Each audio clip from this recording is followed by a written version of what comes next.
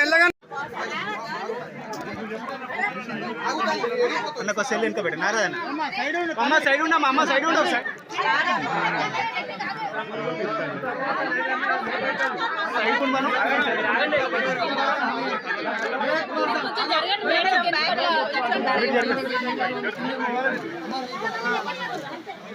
भाग्य चिन्नमा वो भाग्य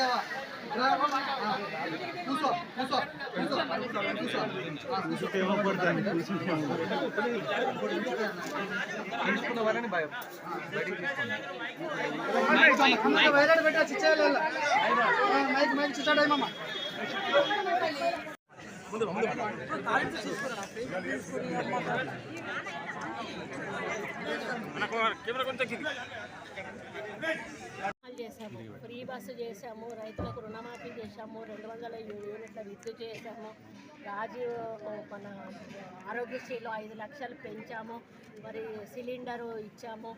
ఈ విధంగా ఇన్ని కార్యక్రమాలు చేసినా కూడా రైతు బంద్ చేసాము, రైతు కూలీలకు 12,000 రూపాయలు వేసాము, ఫీజు రియంబర్స్మెంట్ కడుతూనే ఉన్నాము, సిఎంఆర్ఎఫ్ ఇస్తూనే ఉన్నాము, ఎల్ఓసీస్ ఇస్తూనే ఉన్నాము.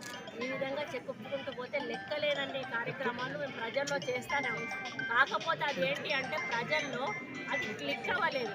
ఎందుకంటే వాళ్ళకి అకౌంట్లలో పడిపోవడం, వాళ్ళ చేతికి రాకపోవడం వల్ల ఏదో పడిందిలే అయిపోయిందిలే అనేటువంటి సైకాలజీలో ఉన్నారు. కానీ వాళ్ళ ఆనందం ఎక్కడ కూడా వ్యక్తపరచలేదు. కానీ ఈరోజు సన్న బియ్యం ఇచ్చేటప్పుడు డైరెక్ట్గా మేము వాళ్ళ చేతికి ఇచ్చేటప్పుడు ఫ్రీగా ఇప్పుడు అమ్మకు వాళ్ళ 6 ఏమో ఉన్నారు, 6 36 కిలోలు ఒక ఆమెకి ఇవ్వాలి. మేము 36 కిలోల సన్న బియ్యం ఇచ్చేటప్పుడు ₹1 ఖర్చు లేకుండా మేము 36 కేజీల బియ్యం తీసుకుపోతుంటే ఆమె చాలా హ్యాపీగా ఉంది. అంటే ఇప్పుడు ఇన్ని రోజుల నుంచి మేము ఏది చేసినా కూడా వాళ్ళ చేతికి డైరెక్ట్గా అందకపోవడం వల్ల రియాక్షన్ రాలేదు. దాన్ని టీఆర్ఎస్ వాళ్ళు ఏదోలాగా వాళ్ళకు వ్యతిరేక ప్రచారం చేశారు. ఈరోజు ప్రజలకు అర్థమైంది ఏంటంటే ఇస్తున్నాం, మేము చేస్తున్నాం.